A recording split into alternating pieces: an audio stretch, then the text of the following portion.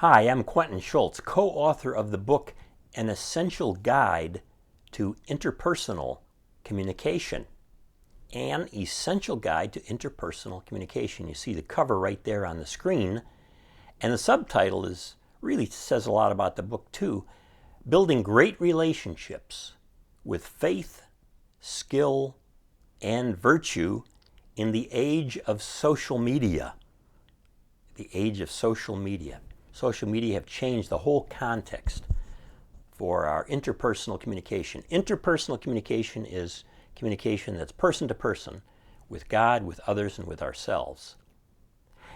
Diane Badzinski and I, in this chapter, wanted to really address something in a very different way than it's typically addressed. We think it's very important. We encourage you to pay attention to what I have to say here, but also get a copy of the book and look at this chapter with some others and see what you think. Because there is a lot of conflict in the world and a lack of peace. Or often we can use the biblical term here, shalom, promote peace, promote shalom. Okay, so let's take a look at this chapter 7. Relational peace, what is it? Relational peace. Peace in relationships is not the absence of conflict. There will always be conflict, as much as the flourishing of mutual love. This is critically important, and I'm so glad that Diane agreed to write this book with me, because she brings a lot to the table on this. In fact, I think women tend to be a little more tuned in to this distinction in general. I know it's a stereotype, but in general, women have a greater sense that peace involves mutual love. It's a positive thing. Peace is not just a lack of a negative thing, which is a lack of conflict. Conflict can get us into trouble, and it can suffocate mutual love. But if we aim for mutual love, it will suffocate the conflict. So let's go positively toward peace, toward relational peace, toward shalom. That's the idea in the book, and that's what I'd like to talk with you about. Conflict is essential, nonetheless, for relational growth. If we want to grow in our relationships, we need conflict, because conflict is what helps us identify those things that we can work on to grow, improve, deepen the relationship. Conflict is necessary.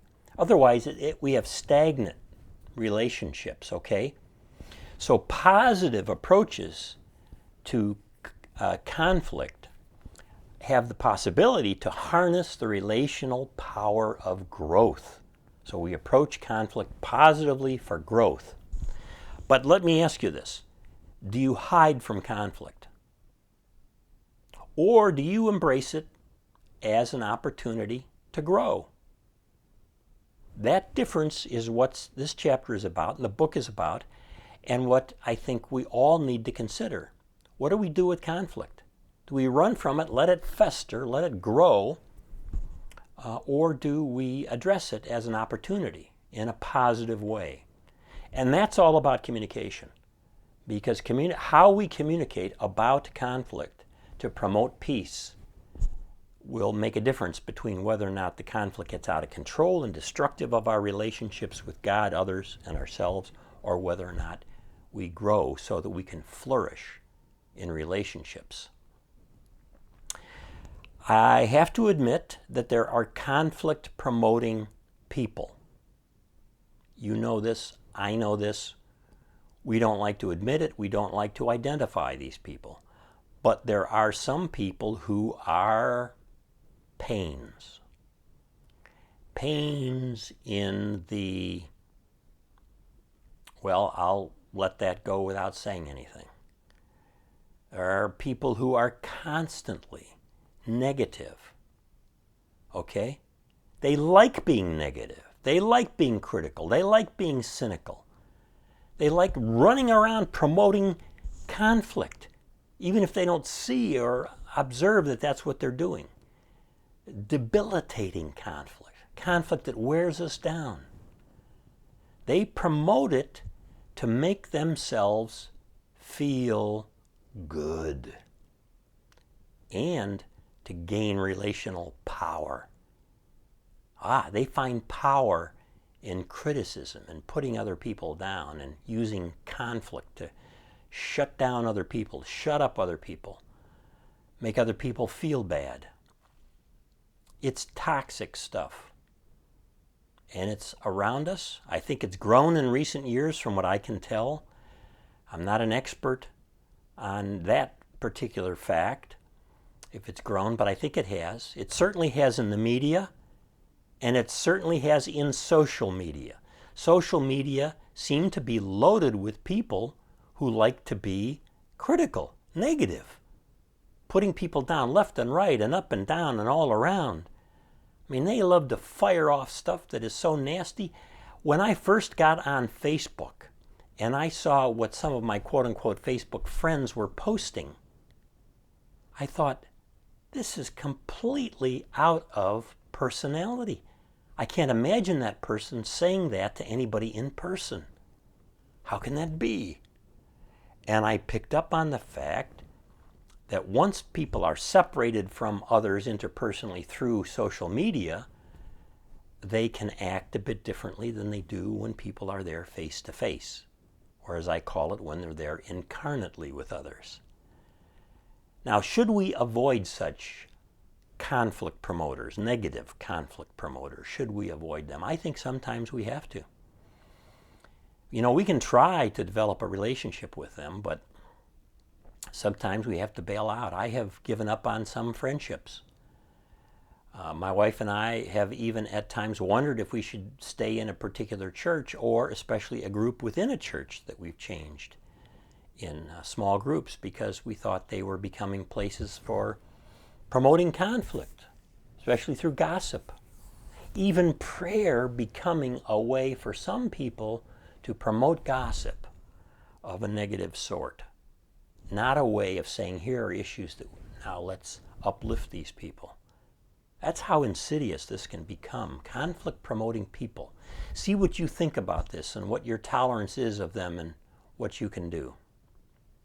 One way to look at this in terms of conflict promoting people, and also our own tendencies to promote conflict, is what Martin Buber, a great German Jewish author, Martin Buber, talked about as the difference between I-it and I-thou relationships. I-it and I-thou.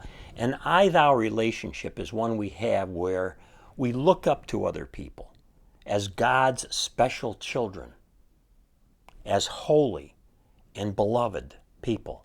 Everybody all around us. That's how we see people, that's how we treat people. That's an I-thou. They are God's children, created in the image and likeness of God. That's one way to see people. Another way to see people is the I-it relationship. People are just its. They're things to be used by us for our own gain, to be disposed of.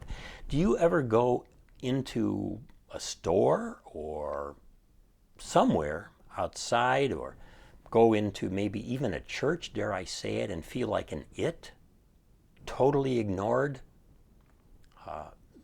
Like you don't even matter. You're not seen as a real person. It's like you don't exist. An it.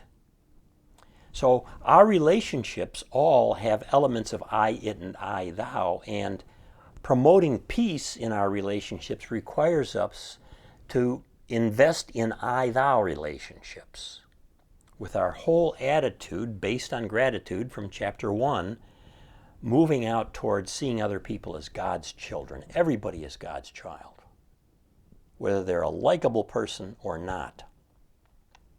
We might not decide to have a deep relationship with another person because they are conflict promoters, but we still view them as God's children. We stay away from the I-it relationships, and we look up to others, not down at others.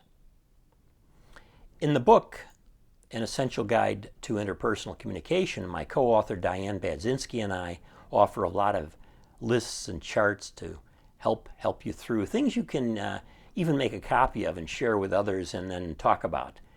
And in this chapter on promoting peace or promoting shalom, we have 9 ways not to confront people. A little list here, 9 ways not to confront people, which we took from Paul David Tripp's wonderful little book, War of Words. War of Words, getting to the heart of your communication struggles. So we gave him credit and borrowed it. It's really helpful, I think, these 9 ways not to confront. Let's look at them. Number 1, don't confront people out of personal irritation and anger. As soon as we do that, we get into trouble. Second, without knowing all of the relevant facts. 3, with a judgmental attitude. So we go to confront people, we're going to judge them, as if we're the greatest person in the world, and we have no reason to be judged ourselves. Number 4, with condemnatory language, condemning. Doesn't it hurt you when you're at a store or something and you see and hear parents condemning their children? Not correcting them, admonishing them in love, but condemning them? Oh, it hurts me. Number 5, with an adversarial tone. Number 6, with Scripture as a club to clobber other people. Boy, that's not a way to confront people. Number 7, with purely human expectations. Number 8, in the midst of a broken relationship. Yeah, it's tough when things are really broken down. That's not the time to confront people. Number 9, with the expectation of instantaneous progress. That's me right there. Wow. I want to fix every relationship right away. I want to take care of everything, I'll tell you, right now. In fact, my wife learned a nice little thing when we were with our children growing up eating a meal together, and I would say something that's going for number 9. All right, now I want to offer a little critique of one of our children for something that they've done or they're not doing right, or tell them what they need to do right. And as soon as I would start in on that, my wife would gently kick me under the table. And I would know I'm headed in the wrong direction right there. I've got it wrong from one or more of these 9 on the list right here. But I want to share this with you as another way to approach this. And in fact, it embodies almost all 9 of these in one word.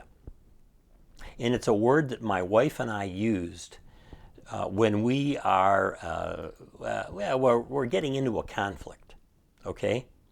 And one of us is starting to feel hurt in some way, emotionally hurt.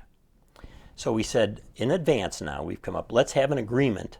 What do we do when we get into that? Because it's going to escalate. And we need to de-escalate it. How do we do that?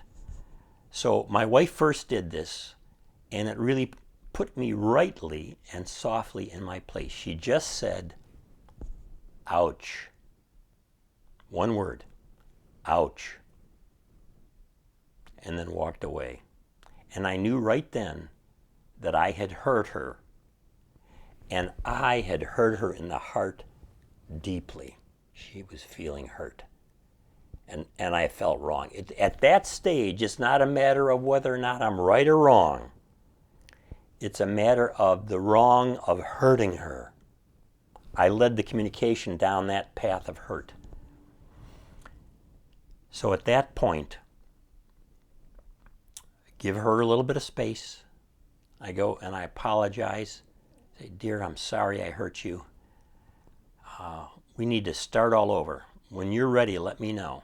You may have to wait because I hurt you, and I need to think about it and contemplate how I hurt you, and then we'll talk it over and see why we went down that path and how I did it and how I can avoid it in the future.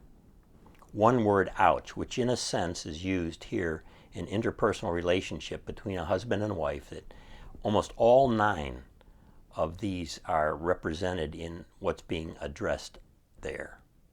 Interpersonal communication. Promote peace, promote peace. Not just the absence of conflict, and some conflict can be turned good positively for improvement if we can figure out how to use it. Ouch, okay? You get the point. So Diane Badzinski and I are the co-authors of the book, An Essential Guide to Interpersonal Communication. We hope that you will pick up a copy of the book and use it, read it with others, learn from it, improve your interpersonal relationship with God, with other people, and with yourself. And if the book and this video help you with that, then go to my little website there. You can see it, QuentinSchultz.com. Go there and send me a note of encouragement, and I'll share it with Diane, and we'll be grateful for you. So thank you so much. Promote peace, promote shalom. You can do it. Don't let conflict become negative. See it as something that can help you grow in all of your interpersonal relationships. Shalom to you.